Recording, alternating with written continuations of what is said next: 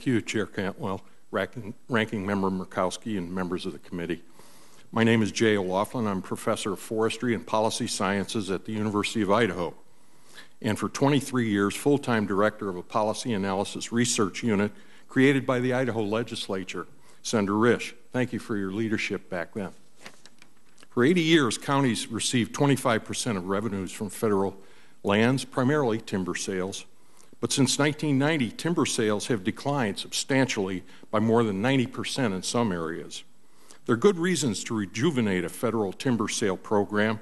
Revenue sharing with counties is just one of them. My main point here is the triple win from forest management. First, improve forest conditions, especially sorely needed wildfire resiliency. Second, consumer products made from wood and its byproducts, including renewable energy feedstocks for the full range of applications. Biomass thermal, we heat our campus with sawmill residues. Biopower and biofuels. Wood products and energy byproducts help make our nation more self-reliant. Third, jobs in rural communities.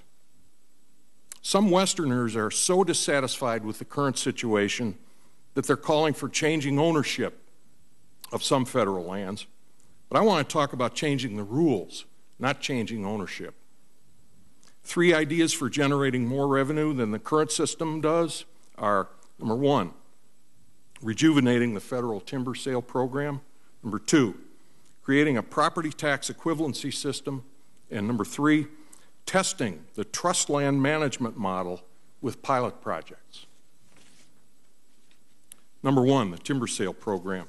The Forest Service believes that at least 65 million acres of its lands could be improved with restoration treatments, including 12 million acres that need to be thinned with logging equipment before fire can be safely restored. The Forest Service is mechanically treating about 200,000 acres per year, and from that providing about 2.5 billion board feet per year. Rejuvenating the federal timber sale program is the path to the triple win. Some analysts believe that the 1980s level of 12 billion board feet per year is sustainable. Instead, I suggest harvesting half of that, which is the current allowable sale quantity total of 6 billion board feet per year. But price is as important as quantity. Lots of administrative rules affect markets and prices. If sold at prices the states of Washington and Idaho get for their trust land timber sales, the 25% share for counties would match Secure Rural Schools Act payments. Number 2, property tax equivalency system. This would make federal payments to counties equivalent to property taxes as if the land were privately owned. This approach may be difficult to design and implement, but each of the states has been doing this for a long time, and fairness issues can be worked out. Third, trust land management. School trust lands were granted from the public domain at statehood as part of a bargain that the states would not tax the federal lands within their boundaries. States were to generate revenues to support public schools, either by selling the lands or retaining ownership and selling commodities from the land, like timber, forage, and minerals. Trusts work. In the contiguous 48 states, 45 million acres of land grants are managed as trusts. And they provide billions of dollars for education and other public purposes. The trust land management model is flexible. It could be adapted to limit land sales and adapted to include a RAC-like local advisory committee to work with the trust land managers and to make biological diversity one of the trust missions. And it could be organized to provide monies for that purpose. In conclusion, trust land management is our oldest and most durable resource management model.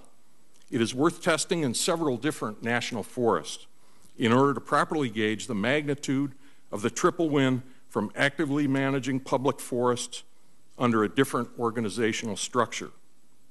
Thank you for this opportunity. I look forward to questions. Mr. Chairman, thank you. And thank you, Senator Murkowski, for yielding to me. I do have another meeting I've got to go to, but I did want to comment briefly on this.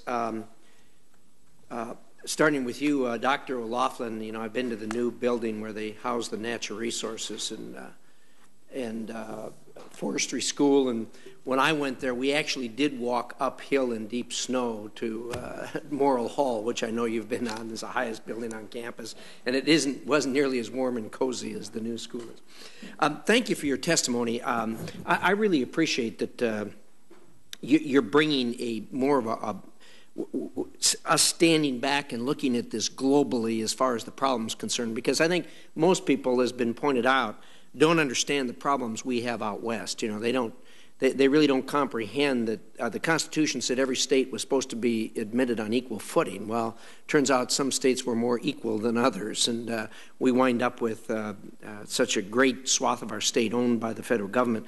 And so, as a result of that, the government really, the federal government, has not been paying its fair share of what it gets out of the services from the local communities, and they are very substantial, as has been pointed out here. But I like the idea of rethinking this, of stepping back and having another look at this. When I was governor, we wrote a roadless plan for Idaho, as you're probably familiar with, and that was the result of doing just what you did here, and that is stepping back and doing it differently than the way they'd been trying to do it for 40 years. And the result was a collaborative method that came up with a rule. We have the only rule in the United States today in Idaho that was written by Idahoans and is now administered by Idahoans. We have the Tom and the Forest Service to thank for that, and the administration for joining us on that. You came to the right place, because I have found that both Senator Wyden and Senator Murkowski are very good about being open-minded and re-looking at things from a global standpoint. And although Senator Wyden wasn't here when you testified, I suspect he's going to be very interested in your testimony as to the three new ideas you've had, and I'm sure there's no pride in authorship. I'm sure there's probably some other ideas that we may have a look at. But this need for a stable stream of income for the counties, school districts, road districts is so important. You know, it doesn't matter here to the federal government. They just borrow money. If they don't have it, not a problem. They just go out and borrow it. But the cities and counties and the local districts do not have that luxury. Most are required to balance their budget. So we really appreciate that, and I think if we did step back and have a look at some different ways in which we should do this. One of the things I found on the roadless issue that to me was one of the keys was what had been done for 40 years is everybody that wrote a rule for roadless tried to write a rule that one size fits all. And to me, it was so obvious when I started to look at that this was not going to work. And as a result of that, we did it differently, as you know, in Idaho. And I think maybe that may be, as we sit here and talk about this today, may be one of the keys that we get the local states, the local units of government involved in this to craft something that works there that may not work in another area.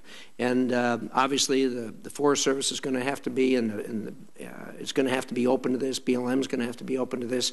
But if we work together, maybe there's a way to do this to where we can get the local involvement instead of a one-size-fits-all, since that doesn't seem to work. So thank you for your testimony here today. Thank all of you for coming today. And I think probably, as far as I'm concerned, this has been eye-opening, that maybe we ought to step back. And you've certainly been a pioneer on this, Senator Wyden, and we all thank you for that.